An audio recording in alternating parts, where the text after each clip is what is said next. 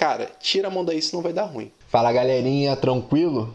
Eu sou Bruno Bittar e esse é mais um vídeo do canal do Bittar. Hoje eu vou falar com vocês sobre forças intermoleculares e o nosso cérebro.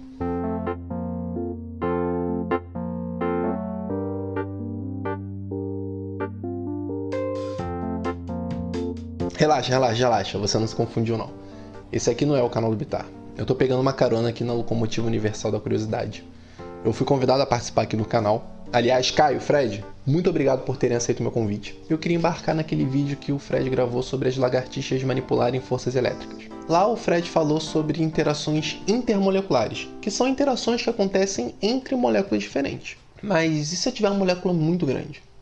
Será que tem como ter uma interação dessa molécula com ela mesma? A resposta é sim.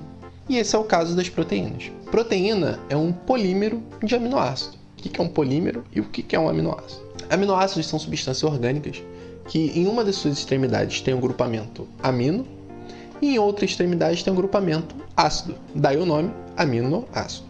Mas o que são polímeros? Polímeros são moléculas muito grandes formadas a partir da união de moléculas pequenas. Essas unidades que a gente chama de monômeros. Polímero. Poli, do grego muitos, mero, do grego pedaços. Monômero, mono, do grego mero, do grego pedaços. Então, esse polímero ele é formado a partir da junção de vários monômeros. No caso da proteína, esses monômeros são os aminoácidos. E essa junção acontece através do que a gente chama de uma ligação peptídica, que é a ligação que ocorre a partir da reação do grupamento amino de um aminoácido com o grupamento ácido de outro aminoácido. É como se os aminoácidos fossem elos de uma corrente, e você fosse juntando um aminoácido com o outro, formando a corrente, que é a proteína. Todos os seres vivos possuem proteínas em suas estruturas. E essas proteínas são formadas pela combinação de 20 aminoácidos essenciais.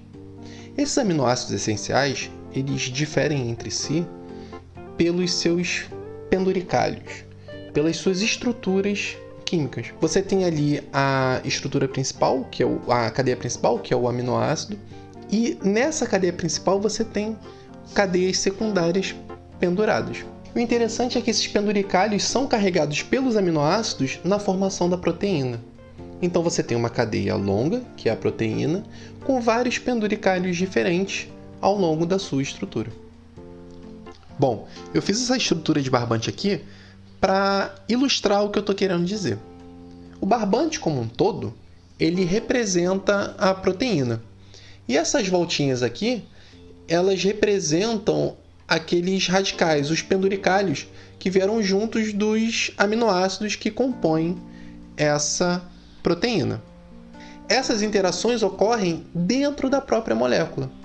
Então repara, esse penduricalho aqui, por exemplo, ele vai interagir com esse daqui. Essa estrutura interage com essa. Espera aí que essa interação está difícil de acontecer.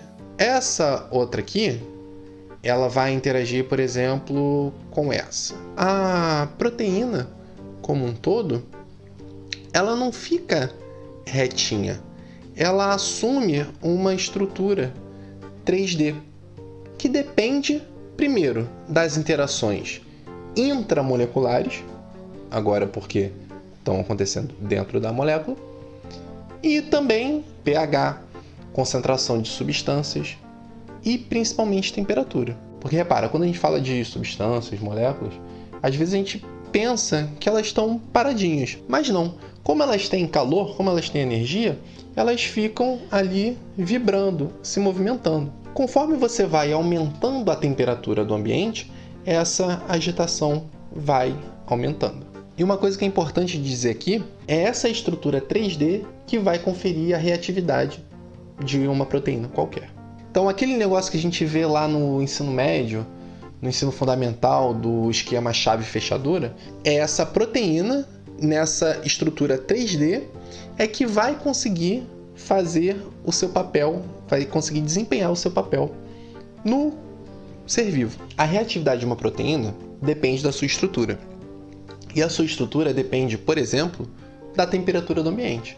Então, se a temperatura aumenta muito, essas interações elas podem acabar sendo desfeitas, fazendo com que a estrutura 3D da proteína se desfaça, acabando com a sua reatividade. Uma febre muito alta é perigosa para nós, porque se a nossa temperatura corporal passar ali dos 40 a 41 graus Celsius, isso pode fazer com que as nossas proteínas, pelo menos algumas essenciais, se desnaturem. E dependendo até, ela pode se romper. Quando você coloca a sua mão numa panela quente e tem um reflexo de encolher o braço, o que está acontecendo ali é que a nossa pele tem sensores, que são proteínas, que quando eles percebem o aumento de temperatura, modificam sua estrutura 3D, desencadeando uma série de reações químicas que são interpretadas pelo nosso cérebro como: cara, tira a mão daí, senão vai dar ruim. Cara, eu acho isso muito foda. Saber que um gatilho físico desencadeia uma reação química que tem como resposta um fenômeno fisiológico. Se bem que, se é tudo reação química, será que a gente não pode enganar o nosso cérebro? A resposta para essa pergunta você vai encontrar lá no canal do Bittar, que é o meu canal. Eu vou ficando por aqui e até a próxima. Valeu!